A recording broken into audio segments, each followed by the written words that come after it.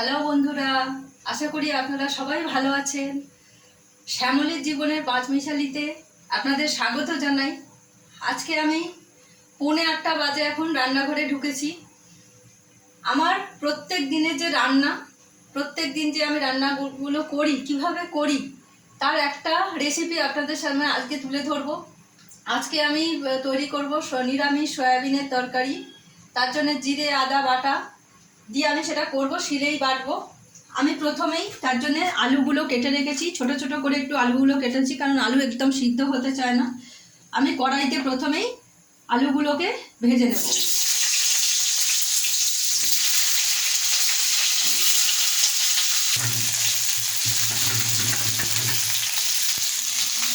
আমি শিলে প্রত্যেকটা মশলাই শিলে বেটে নিই।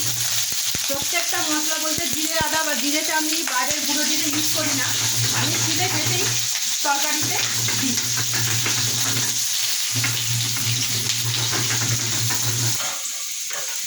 আলুটা ভাজা হয়ে গেছে।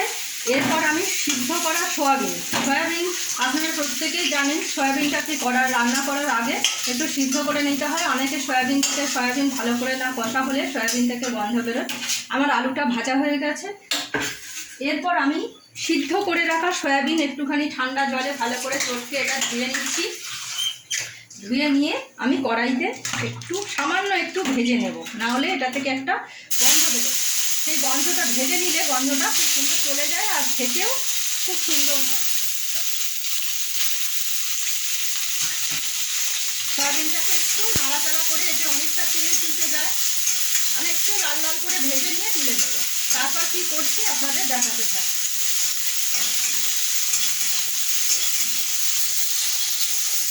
সয়াবিনগুলো আমি লাল লাল করে ভেজে নিয়েছি। এরপর কড়াই থেকে তুলে নিয়ে আমি কড়াইতে তেল দেবো।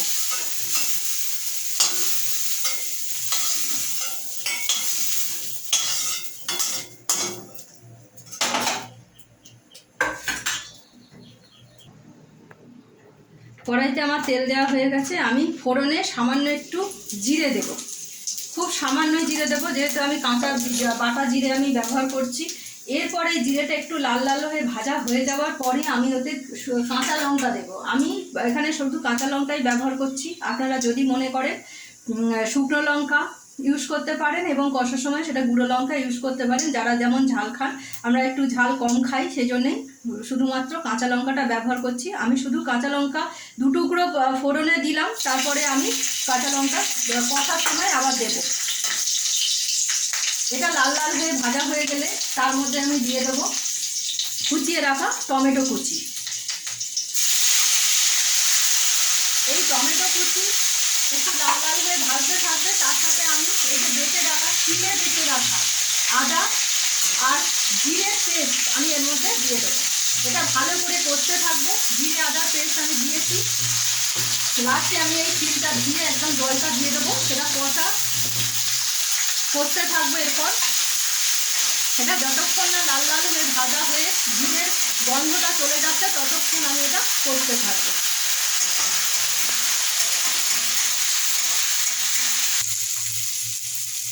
আমার এটা লাল লাল করে ভাজাও হয়ে গেছে আর জিরেটা থেকে একটু তেল ছেড়ে গেছে। এবার এটাকে এর মধ্যে আমি দেব নুন, পরিমাণ মতো নুন দেব। আপনারা যে যতটা নুন পছন্দ করেন, অনেকে কম নুন পছন্দ করেন, অনেকে বেশি নুন পছন্দ করেন, তারা সেইভাবে দেবেন।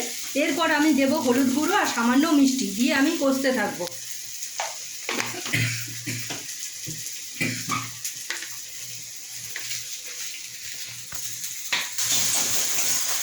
আন্দাজ মতো নুন, হলুদ আর মিষ্টি, সামান্য আমি মিষ্টি দিয়েছি। দিয়ে এটা আমি ভালো করে ঘেঁটে নেওয়ার পরে ভেজে রাখা আলু আর সয়াবিন এর মধ্যে আমি মিশিয়ে দেব। অনেকেই আছেন আপনারা পেঁয়াজ রসুন পছন্দ করেন না, মাছ মাংস ডিমও খান না। তাদের ক্ষেত্রে আজকের আমার এই রেসিপিটা রইল। এইভাবে যদি আপনার নিরামিষ সয়াবিন রান্না করে খান, সয়াবিনে যেমন প্রচুর পরিমাণে হাই প্রোটিন আছে, তেমনি খেতেও সুস্বাদু। এইভাবে আপনারা কষাও করে খেতে পারেন, ঝোলও করে খেতে পারেন। আমার আজকের রেসিপিটা যদি আপনাদের ভালো লেগে থাকে, আপনারা প্লিজ দেখবেন, লাইক করবেন, আরও একটা রান্না, এটা আমার হয়ে গেছে কষা। এর মধ্যে আমি এবার জল দিয়ে এটাকে ফুটতে দেবো। আরেকটা রান্না আমি কীভাবে করি সেটাও আপনাদেরকে দেখাবো। এটা আমার হয়ে গেছে রেডি। এটা আমি জল দিয়ে ঢাকনা দিয়ে দেবো।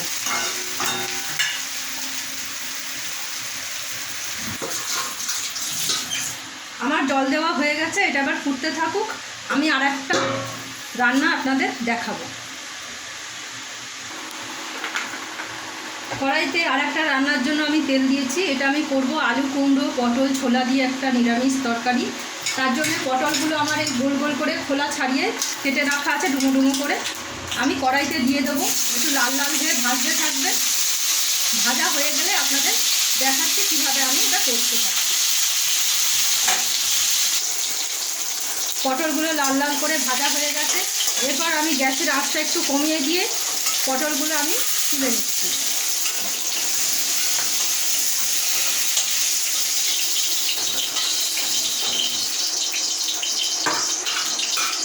এরপর কড়াইতে যা তেল আছে তাতে আরেকটু সামান্য তেল দেব।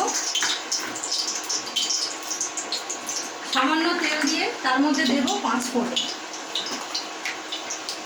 সামান্য একটু 5 ফোড়ন দিয়ে দেবো। এখানেও আমি কাঁচা লঙ্কা ব্যবহার করব। কাঁচা লঙ্কাটা আমি এখন দিচ্ছি না ফোড়নে। এরপর আলু আর কুমড়ো কেটে রাখা, ডুমো ডুমো করে আলু কুমড়ো কেটে রাখা হয়েছে, সেইগুলো আমি 5 ফোড়নটা একটু লাল লাল হয়ে গেলে এগুলো ছেড়ে দেবো।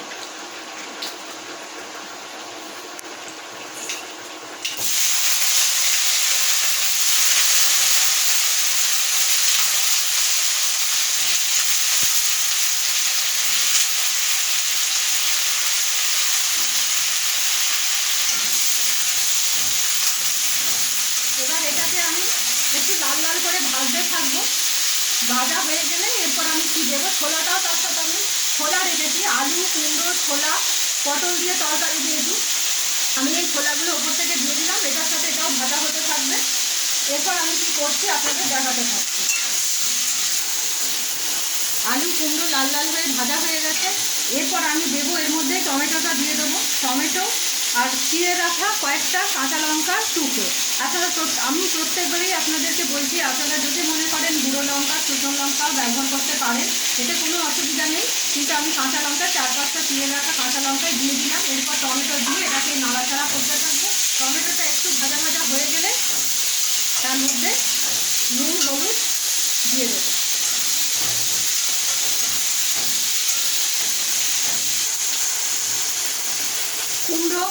কুমড়ো আলুর মধ্যে টমেটোগুলো দিয়েছিলাম। টমেটোটাও একটু ঘেটে গেছে, লাল লাল হয়ে ভাজা হয়ে গেছে। এরপর আমি এতে দিয়ে দেবো 1 চামচ মতো নুন। তারপরে হলুদ গুঁড়ো। আমি এতে বিশেষ কিছুই ব্যবহার করছি না, শুধু নুন হলুদ আর একটু মিষ্টির সংমিশ্রণে তৈরি হচ্ছে আমার এই রান্নাগুলো। এরপর আমি এটা মেশানোর পরে নুন হলুদ দেওয়ার পরে আমি মিষ্টিটা এখন ব্যবহার করছি না, কারণ হচ্ছে কাঁচা যেহেতু কুমড়োটা রয়েছে তাতে আমার মিষ্টি মিষ্টি একটু তরকারি ভাগ হয়েই যাবে। যদি মনে হয় নামানোর সময় একটু সামান্য মিষ্টি দেবো। এরপর আমি এর মধ্যে পটলগুলো ছেড়ে দিচ্ছি, ভেজে রাখা পটলগুলো ছেড়ে দিচ্ছি। দিয়ে এগুলো ভালো করে একটু মিশিয়ে নিয়ে এর মধ্যে জল দিয়ে আমি ঢাকা দিয়ে দেবো। মেশানো হয়ে গেছে। এরপর আমি এটা সামান্য জল দিয়ে এটা আমি মিশিয়ে দেবো।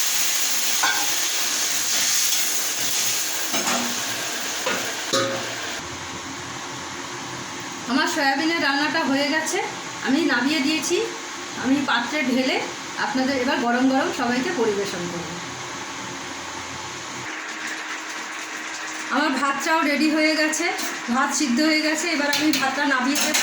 আর আমার আলু পটল কুমড়ো দিয়ে ছোলা দিয়ে তরকারি ইন্ডাকশানে বসানো আছে। ইন্ডাকশানে এই যে ফুটছে, এটাকে আমার হয়ে গেছে। এবার ঘেটে একটু সামান্য আর একটু নুন মিষ্টি দিয়ে আমি নামিয়ে দেব।